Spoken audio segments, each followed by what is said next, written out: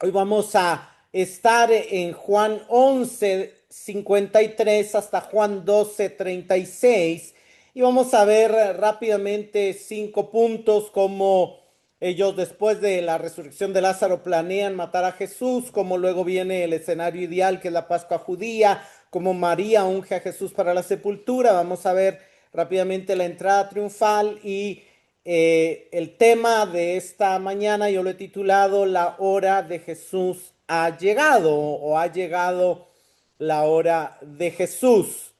Empezamos Juan 11:53 y 54 dice, así que desde ese día planearon entre sí matar a Jesús. Por eso Jesús ya no andaba públicamente entre los judíos, sino que se fue de ahí a la región cerca del desierto, a una ciudad llamada Efraín, y se quedó ahí con los discípulos. Aquí vemos la respuesta de los fariseos a la séptima señal. ¿Cuál es la respuesta de ellos? Jesús ya no puede vivir siguiendo entre nosotros. Sus señales son demasiado poderosas. Si queremos mantener nuestras posiciones de poder, tenemos que matarlo. Así que toman la decisión de matarlo. Y es algo interesante porque Juan elige estas señales con el motivo de que produzcan fe en nosotros, pero al mismo tiempo nos muestra que produjeron incredulidad en algunos de los conciudadanos de su tiempo. El verso 55 dice, estaba cerca la Pascua de los judíos. Y muchos de la región subieron a Jerusalén antes de la Pascua para purificarse. Entonces buscaban a Jesús y estando ellos en el templo se decían unos a otros, ¿qué les parece? ¿Que vendrá a la fiesta o no? Y los principales sacerdotes y los fariseos habían dado órdenes de que si alguien sabía dónde estaba Jesús, dieran aviso para que lo prendieran. Ellos toman la determinación, como lo acabamos de ver, de matar a Jesús. ¿Y saben cuál es el escenario ideal para prenderlo? Una fiesta judía. ¿Por qué? Porque Jesús, como buen judío, cumplidor de la ley, sí o sí va a llegar a Jerusalén en la fiesta judía. Entonces dicen, lo mejor es ahorita que viene la Pascua, es el mejor momento para prenderlo y matarlo.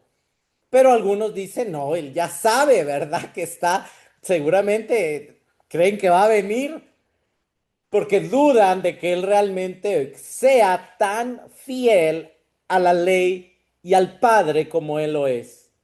Pero algo interesante que Juan nos muestra en este punto es que el hecho que los principales sacerdotes y fariseos dieran órdenes para que si alguien sabía dónde estaba Jesús, les avisaran para prenderlo, era claramente una alerta al pueblo de que le decía al pueblo de que ya el Sanedrín había decidido tomar medidas contra Jesús. El hecho de que ya todos supieran de que lo iban a prender era evidente, ¿verdad? Entonces también esos acontecimientos hacen brotar de alguna manera esas respuestas en las personas que vamos a ver. Inmediatamente pasamos al capítulo 12 y dice, entonces Jesús 6 días antes de la Pascua.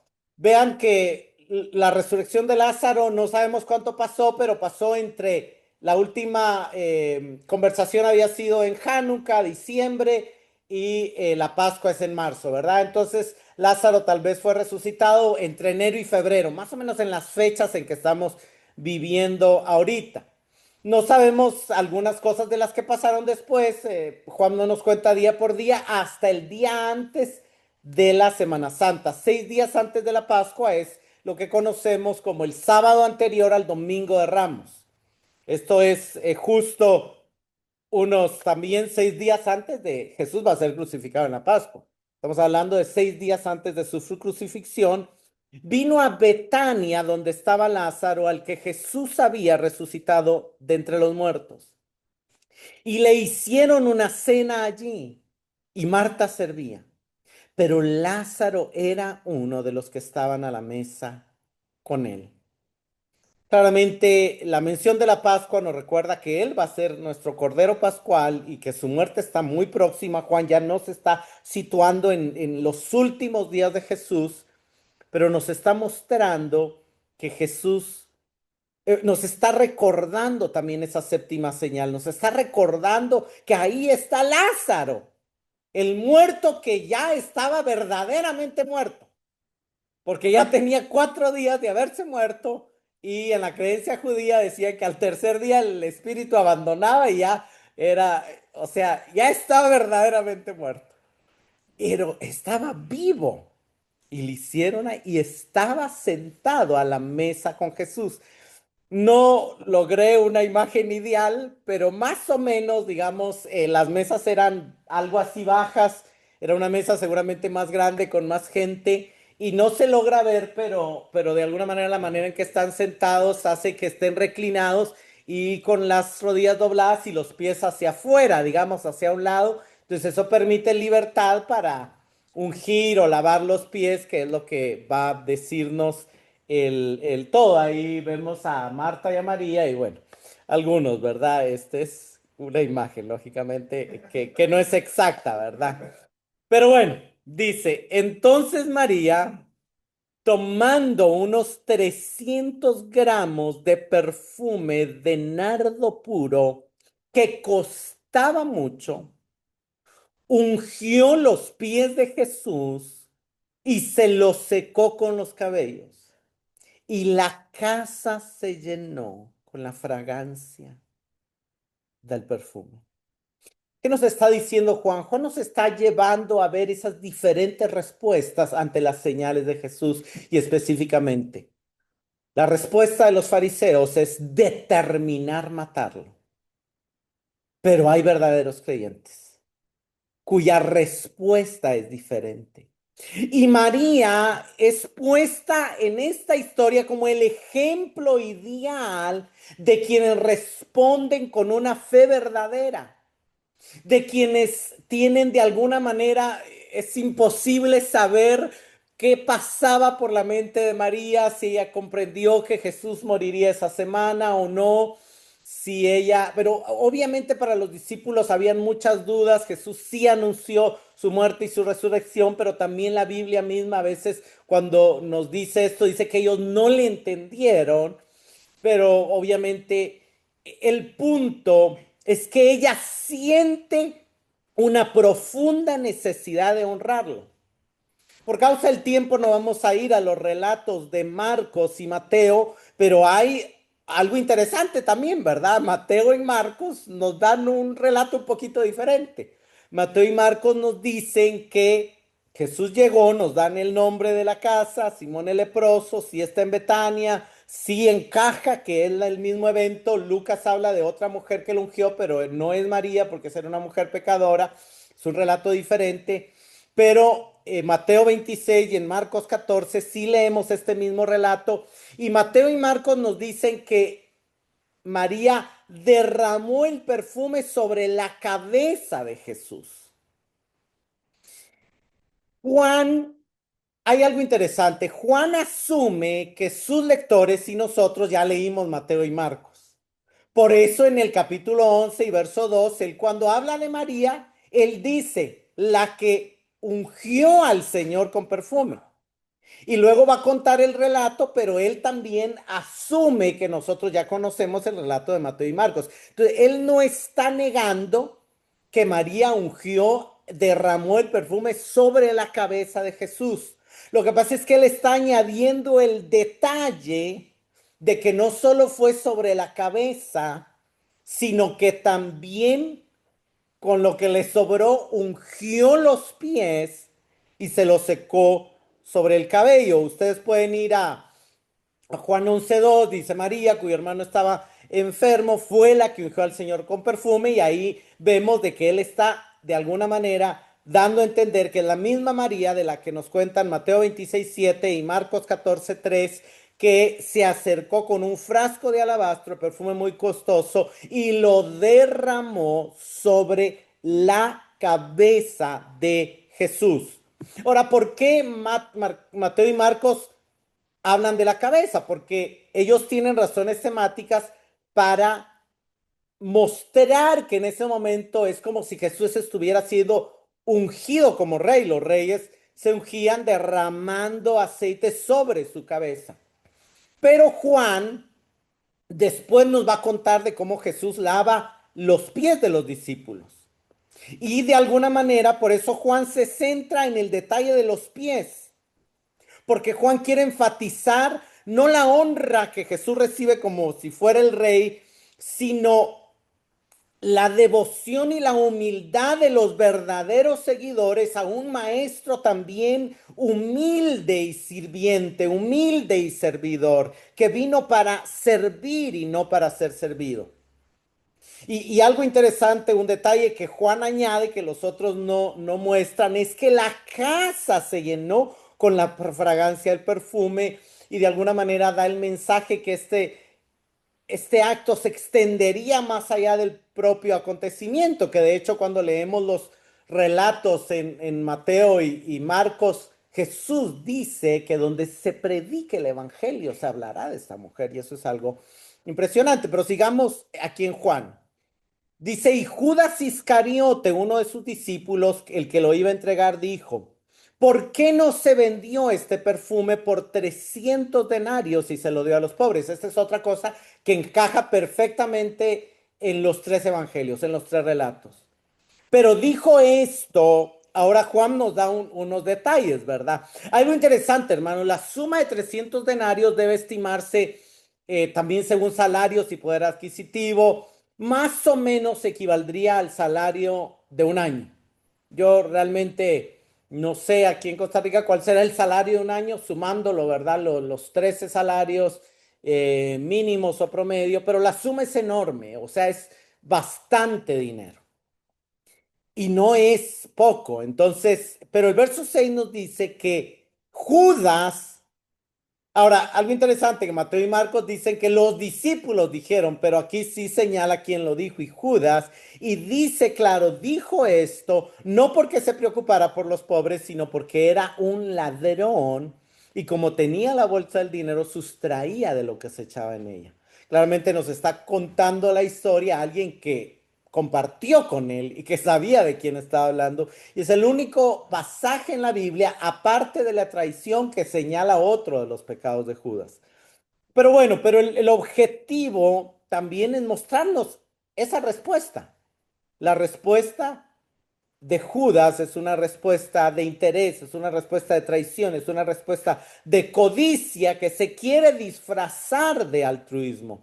Es claramente la imagen del asalariado de Juan 10 a quien no le importan las ovejas, solo le importa el dinero. Y algo interesante es que también vemos como todo pecado empieza con pequeñas acciones. Judas empezó sustrayendo pequeñas monedas de la bolsa que se echaba en ella.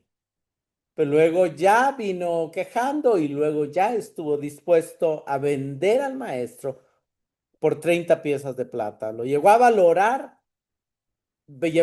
más las 30 piezas de plata que la fidelidad y que la fe a su maestro. Verso 7, entonces Jesús dijo, déjala para que lo guarde para el día de mi sepultura, porque a los pobres siempre los tendrán con ustedes, pero a mí no siempre me tendrán. La traducción de Juan es un poco difícil porque parece como que Juan solo toma palabras, como si hubiera dicho, déjala en paz.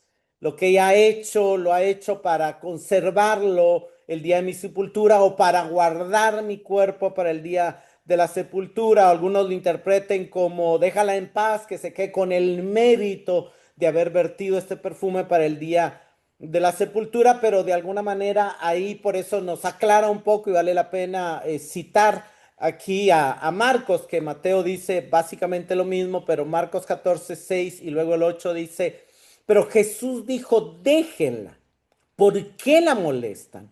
Buena obra ha hecho para mí. Ella ha hecho lo que ha podido. Se ha anticipado a ungir mi cuerpo para la sepultura. Como ya les dije, no hay pruebas de que María entendiera perfectamente que Jesús tenía que morir, pero definitivamente ella sí entendía que tenía que dar una respuesta a las señales de Jesús. Y decide responder con un acto de devoción humilde y a la vez costosa. De hecho, en Mateo 26:13 y igual en Marcos, Jesús dice, en verdad les digo que donde quiera que este evangelio se predique en el mundo entero, se hablará de lo que ella ha hecho para memoria de ella. Y también lo dice Marcos 14:9. Donde quiera que el evangelio se predique, se hablará de lo que está hecho para memoria suya. Marcos nos deja claro en su relato también que este episodio es el que lleva finalmente a Judas a acercarse a las autoridades religiosas para la propuesta de traición, porque en Marcos 14:9 vemos cómo cierra el evento y en Marcos 14:10 Judas se dirige a los principales sacerdotes para entregarles a Jesús y en el verso 11 donde prometen dar dinero. ¿Cuál es parte de la enseñanza de estos pasajes, verdad? Y el punto de Jesús no es olvidarnos de los pobres. Claramente el cuidar de los pobres tiene su lugar, pero estas no son circunstancias normales. Su hora está a punto de llegar. Él está a punto de morir. Y María, con una respuesta de fe verdadera y movida por la soberanía de Dios, ha ungido a Jesús preparándolo para su sepultura. Y hermanos, claramente una de las claras enseñanzas aquí es que la fe y la devoción triunfan sobre las obras y la observancia religiosa, sobre el dar a los pobres o el hacer otras cosas. Entonces la gran multitud de judíos se enteró de que Jesús estaba allí y vinieron no solo por causa de Jesús, sino también por ver a Lázaro, a quien Jesús había resucitado entre los muertos. Pero los principales sacerdotes resolvieron matar también a Lázaro, porque por causa de él muchos judíos se apartaban y creían ahí. Hermanos, algo sumamente interesante es que las personas no son atraídas solo a Jesús por él mismo, sino también por aquellos a quienes él ha resucitado. O sea, también nosotros como resucitados debemos de ser una fuerza de atracción a Jesús. ¿Por qué? Porque cuando las personas ven una vida transformada, ven la vida transformada y ven al que la transformó sentado a su lado. Llegaban y miraban a Lázaro, pero después de ver a Lázaro, miraban a Jesús. Pero también algo interesante es que también el resucitado atrae persecución y es objeto de persecución. ¿Por qué? Porque dado que su vida promueve una oportunidad para poner la fe en Jesús, su vida misma es un peligro para los que están en contra de la fe. Entonces, hay algunas lecciones principales de este primer relato. Quien lo unge ha hecho una buena obra y donde se predique el evangelio se hablará también de ella. ¿Por qué se hablará también de ella? Hermanos, porque donde se predique el evangelio se tiene que hablar de la fe verdadera. Y la fe verdadera es la que renuncia a todo, la que vende todo lo que tiene, la que deja todo atrás y la que deja de poner su esperanza en su tesoro para ponerla en Jesucristo. Era algo muy valioso ese perfume de nardo puro. No sabemos cómo lo consiguió, no sabemos si era una herencia, no sabemos si le llevó muchos años de trabajo llegar a adquirirlo o los ahorros de mucho tiempo, pero ella está dispuesta a dejarlo todo, a renunciar a todo, porque ella quiere decirle al mundo que para ella lo más valioso es Jesús. Hermanos, la devoción y la fe triunfan sobre las obras y la observancia religiosa. Los resultados también son una fuerza que atrae a otros a Jesús y quienes persigan a Jesús también perseguirán a los que dan testimonio de Él con su vida resucitada, transformada. La primera respuesta que estos relatos nos cuentan es la respuesta de la fe verdadera y nos muestran que la respuesta de la fe verdadera está íntimamente ligada a una respuesta en amor, a una respuesta en devoción, a una respuesta en adoración, hermanos. Fe verdadera no se puede ligar de adoración, no se puede ligar de devoción, no se puede ligar de amor al Señor. ¿Por qué? Porque aunque el costo que el Señor nos pide es alto, dos de las canciones que cantábamos esta mañana nos recordaban que el costo que Él pagó fue más alto. El costo que Él pagó fue más alto. Siguiente relato en la entrega triunfal, dice Juan 12:12, al día siguiente, cuando la gran multitud que había venido a la fiesta oyó que Jesús venía a Jerusalén, tomaron hojas de palma y salieron a recibir a Jesús y gritaban, ¡Hosana! Bendito el que viene en el nombre del Señor, el Rey de Israel. Todos sabemos que esto sucedió en lo que llamamos tradicionalmente el Domingo de Ramos. Un detalle interesante es que las hojas de palma habían llegado a asociarse con las esperanzas nacionalistas de un libertador mesiánico. No sé si se recuerdan la historia de la fiesta de la dedicación cuando triunfaron los macabeos y restauraron y recuperaron el territorio. Ahí se empezó a hacer común el uso de las hojas de palma y entonces antes se usaban solo en la fiesta de los tabernáculos, pero ahora ya se usaban casi que también en la Pascua y en todos los acontecimientos. El grito sana, lo leímos en la lectura bíblica, significa literalmente sálvanos ahora o da salvación ahora. Y había formado parte, o sea, se cantaba como parte del Jalel todas las mañanas durante la fiesta de los tabernáculos, pero también se cantaba en la fiesta de la dedicación y también se había empezado a cantar en la Pascua. El Salmo 118:26 da esto, pero no nos añade el Rey de Israel. Entonces la frase final, el Rey de Israel, nos muestra que el Rey de Israel es la identificación mesiánica del que viene en el nombre del Señor. Ahora, ¿será que las multitudes están respondiendo en fe al decirle a Jesús, bendito el que viene en el nombre del Señor, el Rey de Israel? No sabemos. La pregunta solamente la podemos responder si supiéramos en qué clase de rey estaban ellos pensando al dar este grito. Y en realidad, cuando seguimos viendo los acontecimientos, vemos que una segunda posible respuesta a las señales de Jesús es una fe emocional. Una fe emotiva, una fe nacionalista, una fe que sí, ahorita, que la emoción, que la euforia, que la fiesta. Alabado sea el Señor, Jesús es Señor, Jesús, Señor de Costa Rica, bendito el que viene, Él vuelve pronto. Sí, pero ¿será que se va a sustentar con el tiempo? Esa es la pregunta.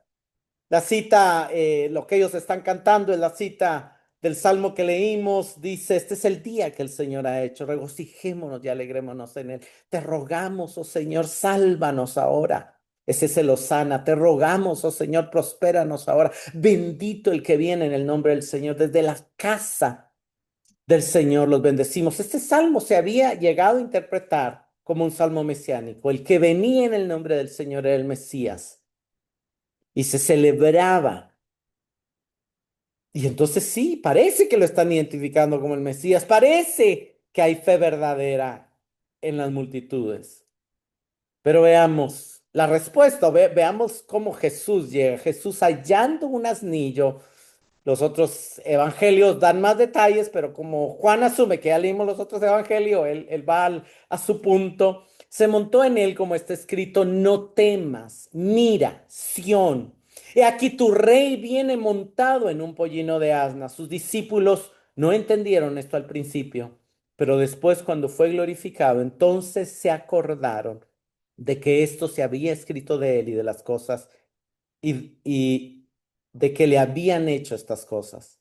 Algo interesante es que aquí es una cita de Zacarías 9:9 mezclada posiblemente con Isaías 49. No es algo, o sea, no es raro que las citas del Antiguo Testamento se mezclen uno o más pasajes. Lo hace también Marcos y lo hace también Mateo. Pero, ¿por qué Juan explica de que no entendieron todos los detalles? De alguna manera a veces nosotros recordamos un solo verso pero ese verso tiene el verdadero sentido dentro del contexto. Entonces sí era fácil decir, sí, el rey viene montado en un pollino, se está cumpliendo la profecía, pero también, de alguna manera, el hecho de que Jesús entrara en un asno y no en un caballo, era para bajar las expectativas nacionalistas que tenían las multitudes. Porque los reyes normalmente entraban en caballos y cuando alguien iba en asno era porque iba en son de paz. Pero si vamos a la cita, podemos ver qué fue lo que los discípulos llegaron a entender después que en ese momento no entendieron. Zacarías 9:9 dice, regocíjate sobremanera, hija de Sión, da voces de júbilo, hija de Jerusalén. Tu rey viene a ti justo y dotado de salvación, humilde, montado en un asno, en un pollino, hijo de asno. Destruiré el carro de Efraín y el carro de Jerusalén, y el arco de guerra será destruido. Él hablará paz a las naciones, y su dominio será de mar a mar y desde el río hasta los confines de la tierra. En cuanto a ti, por la sangre de mi pacto contigo, he librado a tus cautivos de la cisterna en la cual no hay agua. Cuando vemos la profecía completa de Zacarías desde el verso 9 hasta el verso 11, vemos primero que la venida del rey humilde está asociada no con la conquista de ningún imperio, sino con el cese de la guerra. Dios va a destruir carros y caballos y arcos de guerra. ¿Por qué? Porque Él viene para traer paz a las naciones. Entonces, la venida del rey humilde está asociada con la proclamación de paz a las naciones, no solo a Israel, porque su dominio alcanzará toda la tierra. Pero por último, en el verso 11, la venida del rey humilde se asocia con sangre del pacto. Una sangre del pacto que debe ser derramada para traer liberación a muchos que están cautivos de la vaciedad de la vida, de la futilidad de la vida, de la vanidad de la vida, de las cisternas que ofrecen saciar, pero no tienen agua. Se menciona paz, se menciona todas las naciones y se menciona sacrificio. Y eso es lo que Jesús está trayendo. Pero todas estas implicaciones fueron las cosas que los discípulos pudieron comprender hasta después de la resurrección, pero no en el momento. Regresemos a Juan.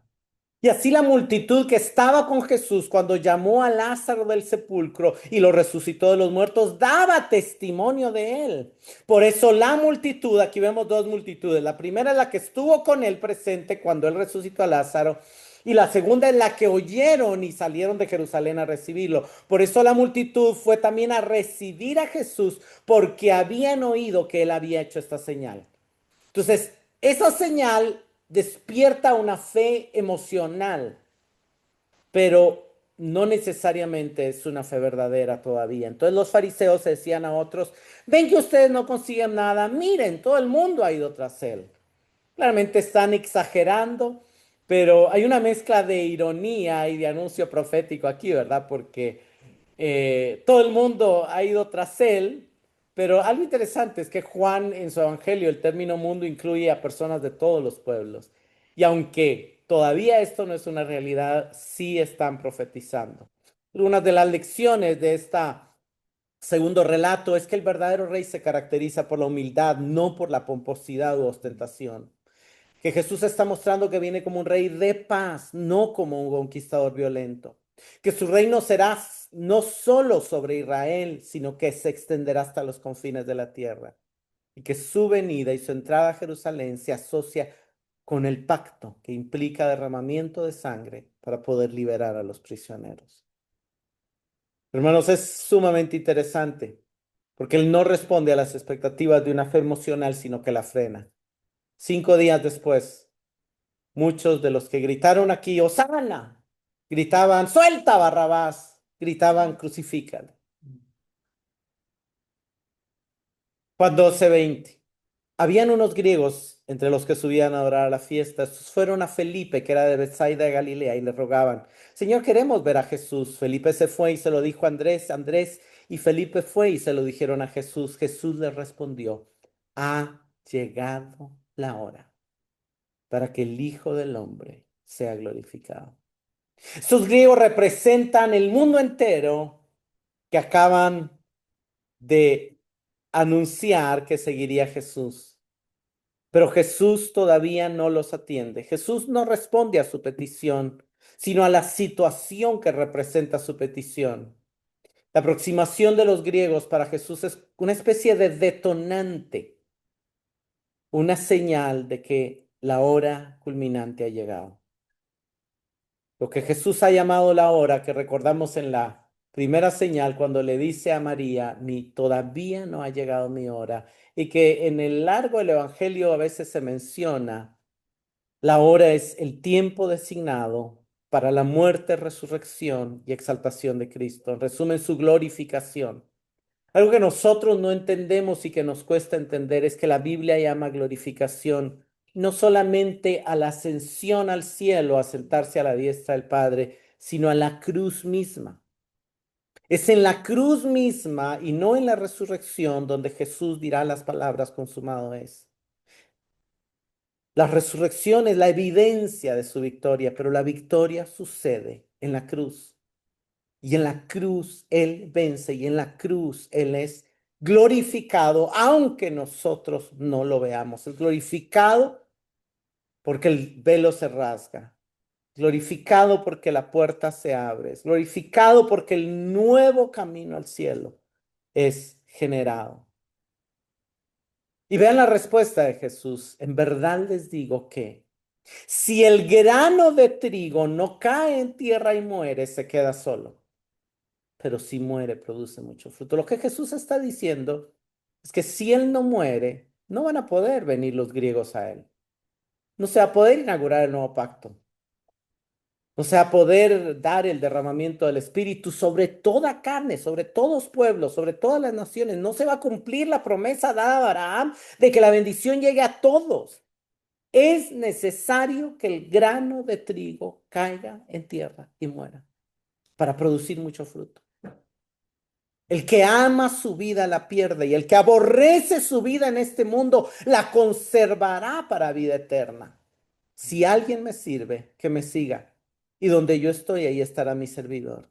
Si alguien me sirve, el Padre lo honrará. Hermanos, es la muerte la que hace que la vida brote y se reproduzca. La semilla tiene que morir para germinar vida, tiene que romperse. Y ese es un principio que se aplica a Jesús. La humanidad de Jesús tiene que romperse para que la vida eterna que está en Él salga y sea dada a todos nosotros. La muerte es una condición necesaria para la generación de vida. Y no solamente se aplica a Jesús, Jesús pasa de hablar de Él a hablar de nosotros, porque ya el verso 25 no habla de Él, habla de nosotros. ¿Qué era el perfume de nardo para María? Probablemente era su seguro de vida, probablemente era su pensión, probablemente era su jubilación. Si amaba su vida, el resto de su vida, ella no iba a soltar ese nardo de perfume porque su futuro dependía de ese frasco. Pero ella está dispuesta a perder su vida porque hay algo más valioso, porque hay alguien más valioso. El punto es que amar nuestra vida es darle lugar al apego de nuestro pecado, es crear nuestros propios medios de seguridad. La fe verdadera implica estar dispuesto a perder la vida, es decir, tomar la cruz y a negarnos a nosotros mismos, a morir al egoísmo, a negarnos, a convertirnos en el centro y en la búsqueda de nuestro propio y exclusivo beneficio. Hay un contraste entre esta vida y la vida eterna. Y solo cuando el yo es desplazado hay acceso a la vida eterna. Vean el verso 26, si alguien me sirve, que me siga. Y donde yo estoy, allí también estará mi servidor. Si alguien me sirve, el Padre lo honrará. Hermanos, esto es impresionante porque servir significa humillarnos, servir significa ser maltratados, servir significa poner los intereses de los otros por encima de los nuestros. Pero hay una gran promesa, el Padre, el ser más grande y poderoso del universo, va a honrar al que ponga a Cristo y a los demás por encima de él. Pero el mundo te vive diciendo, solo vales tú y nadie más que tú, y tú eres el centro y tú eres el primero y tienes que tener más amor propio, pero no es el mensaje de Cristo. No es el mensaje de Cristo. Ahora mi alma se ha angustiado. ¿Y qué diré? Padre, sálvame de esta hora. Pero para esto he llegado.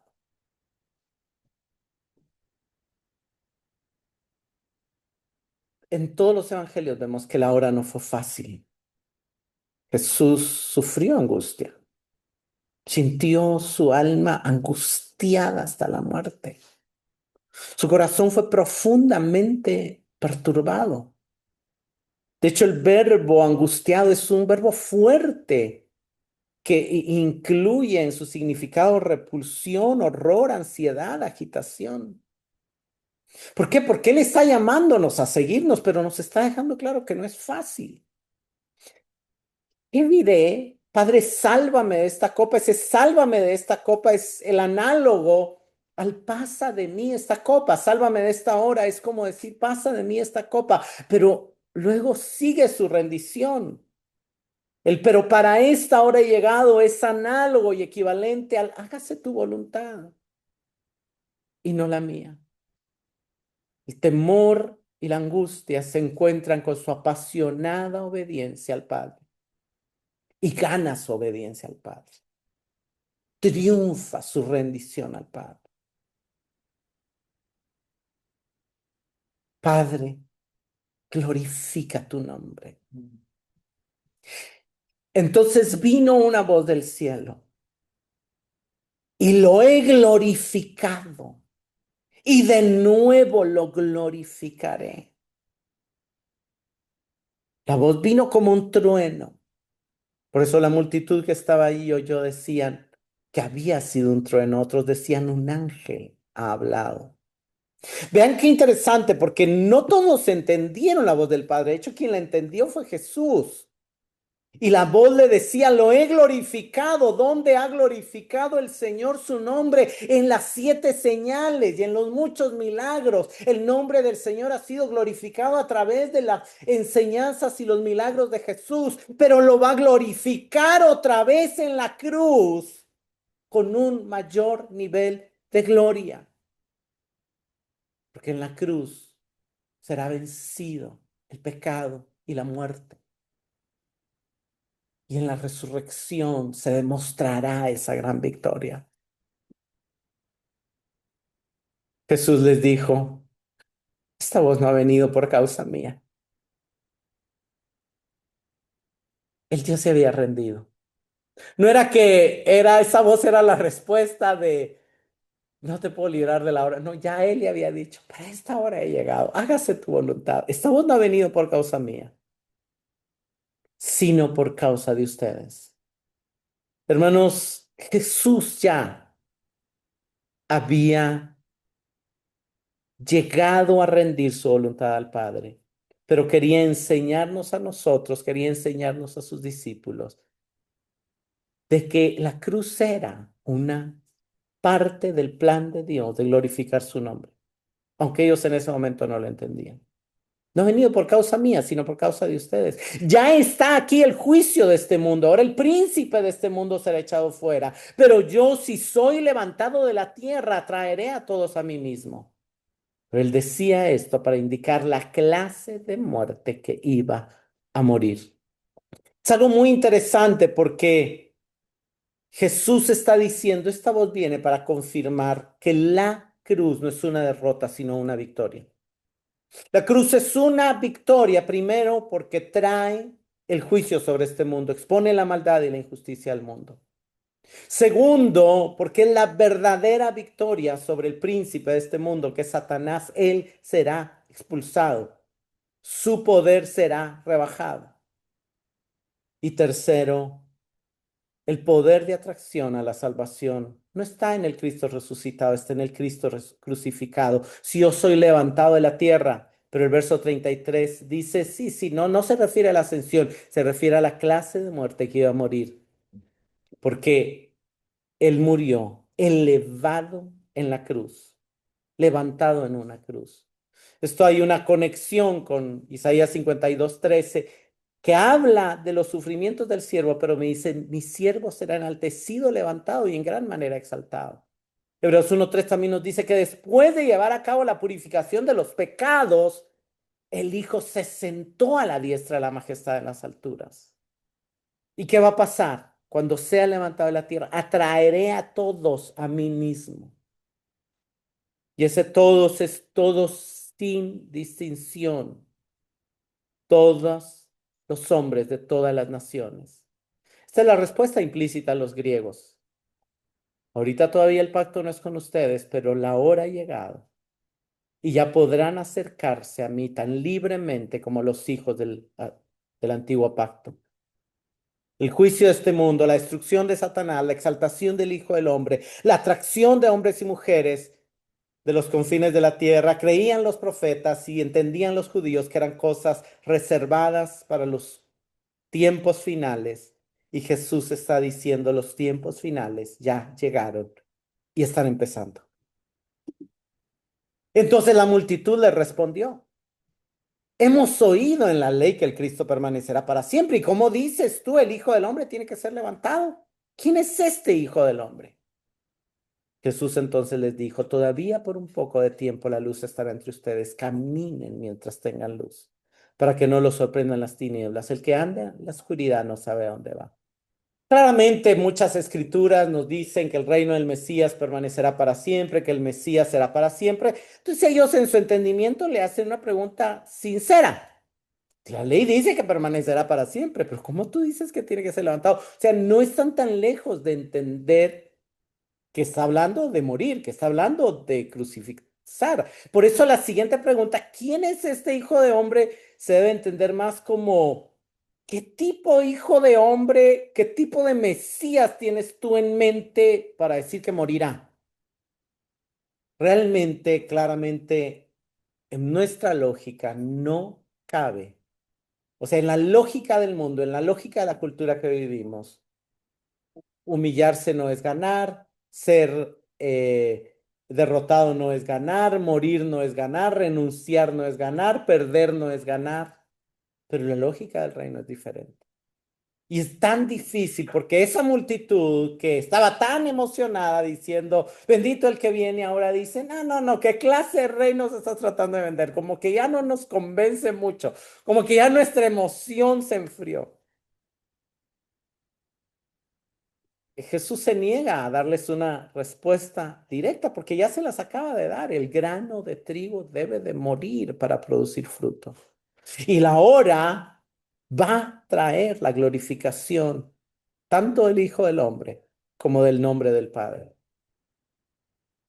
Pero Jesús lo que hace es animar a sus oyentes y decirles, todavía tienen oportunidad, todavía hay un poco de tiempo, todavía por un poco de tiempo la luz estará entre ustedes. Tienen 5 días para reconocer que Él es el Mesías.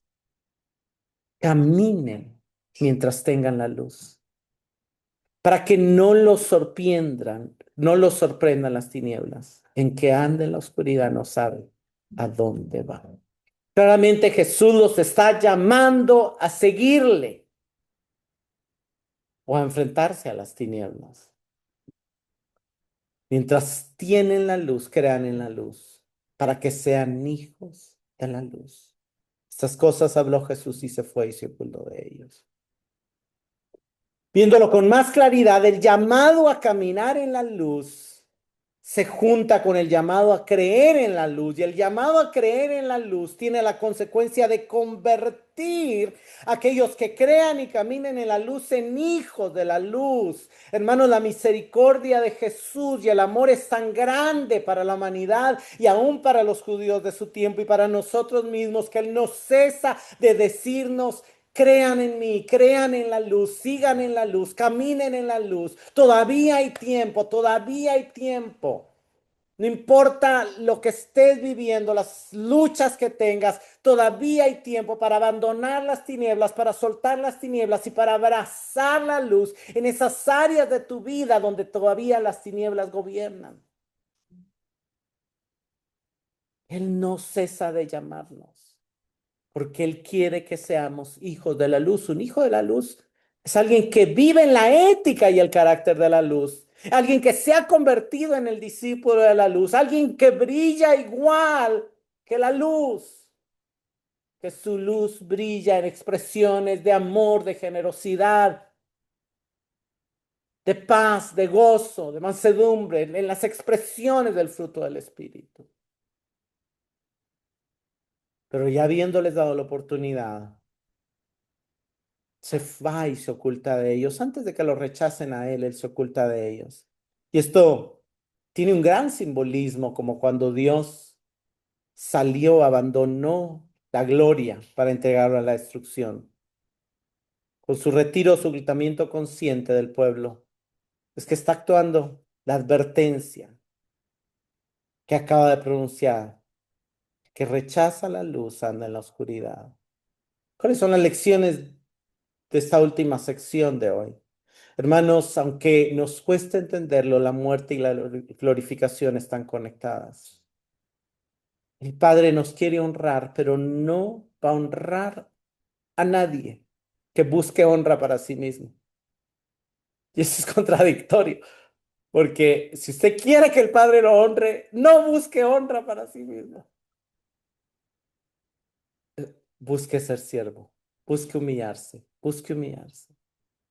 La luz alumbra a todo hombre por un tiempo, dando la oportunidad a todos a creer y a caminar en la luz. Pero el que rechaza la luz anda en la oscuridad sin saber a dónde va. Esas palabras son fuertes, sin saber a dónde va. Es como decir, sin saber el terrible destino al que se dirige, sin saber lo horroroso del infierno en el que va a terminar. Hermanos, esto es serio. Nuestra vida está en juego. Nuestra eternidad está en juego. Nuestro destino eterno está en juego. ¿Qué nos corresponde a nosotros? Examinemos nuestra fe. ¿Será la fe como de las multitudes? ¿O será la fe como la de María? Hermanos, nos corresponde procurar adorarle con lo más valioso que tenemos. Nos corresponde examinar nuestras expectativas de qué clase de rey estamos esperando. Y nos corresponde creer en la luz y caminar en la luz para ser hijos de la luz. Preguntémonos, ¿es mi fe total o es emocional y temporal? Mi adoración nutre mi fe y la fortalece y la confirma. Hermanos, las expectativas que tengamos en la vida también hablan de dónde está nuestra fe y de cómo está nuestra fe, qué tanto amamos al Señor.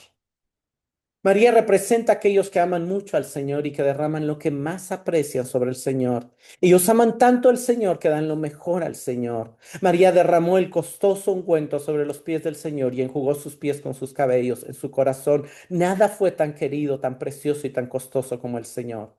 Ella, junto con muchos otros como ella, amó al Señor con lo mejor que tenía.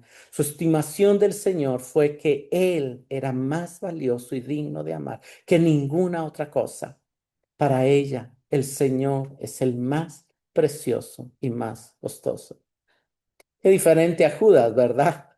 Que amó más el dinero que al Señor. ¿Qué clase de rey esperamos nosotros? Ellos esperaban un político, pero nosotros debemos esperar un reino que se caracterice por humildad y no ostentación, por paz y no guerra, por igualdad y no distinciones ni clases. y por liberación y vida a través de la muerte, de la cruz, del derramamiento de sangre. ¿Qué significa creer en la luz? Hermanos, en este pasaje la muerte del Señor no se revela como la muerte redentora, sino como la muerte que produce y genera. Claramente también es redentora, pero el énfasis por su muerte, la cáscara de la encarnación le fue quebrantada al Señor para que Él realizara tres propósitos: producir los muchos granos, atraer a todos los hombres a sí mismo, liberar el elemento divino, la vida eterna, y juzgar al mundo y echar fuera a su príncipe. Nosotros también somos llamados a morir y también somos llamados a que la vida eterna siga creciendo en nosotros y también somos llamados a vencer al maligno. De hecho, en su primera carta, este mismo apóstol va a decirles: escribe a ustedes jóvenes, porque por su fe han vencido al maligno. Para considerar, hermanos, ¿es el Señor lo más preciado y valioso para ti? ¿Lo amas con lo mejor que tienes? ¿O hay algo que Él te está pidiendo que todavía tiene valor para ti? Por otro lado, ¿es el reino que buscas uno de paz, de humildad, de reconciliación, liberación, igualdad? ¿O hay búsqueda de posiciones, gloria? Vamos a ver algunas cosas también más adelante. ¿Has creído en la luz? ¿Eres tú un hijo de la luz? ¿Estás buscando perder tu vida en esta tierra para ganarla para vida eterna? ¿Vives sirviendo y siguiendo al Señor? Pongámonos de pie. Señor, te damos gracias por tu palabra. Queremos responder, Señor, en fe verdadera. Ayúdanos a responder con la fe con la que respondió María, haciendo de ti, oh Dios, lo más preciado, lo más costoso, lo más valioso para nosotros. Que tú llegues a valer más para nosotros que nuestra propia vida. Que tú llegues a valer más para nosotros que nuestra familia, que nuestras metas, que nuestros planes, que nuestros sueños. Queremos amarte más. Queremos que nuestra fe crezca por ti, oh Dios. Perdónanos porque a veces pequeñas cosas no las rendimos. A veces amamos demasiado nuestra vida en este mundo y necesitamos perderla. Queremos seguirte y queremos servirte, porque donde tú estés, ahí estará tu servidor.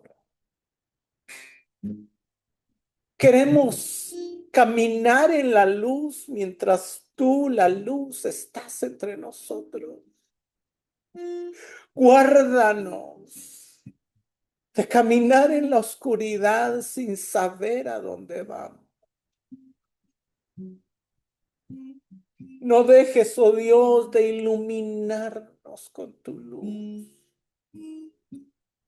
No dejes de atraernos a ti mismo. No dejes de ayudarnos y fortalecernos por tu espíritu. Tomar nuestra cruz, a negarnos a nosotros mismos, a perder nuestra vida en este mundo para ganarla para vida eterna. Ayúdanos, Señor, te lo suplicamos. Decimos genuinamente, Hosana. Bendito el que viene en el nombre del Señor. Pero no lo decimos con expectativas terrenales, nacionalistas ni temporales. Ven como ese rey humilde que trae paz, que trae igualdad, que trae liberación. Te lo suplicamos, Señor.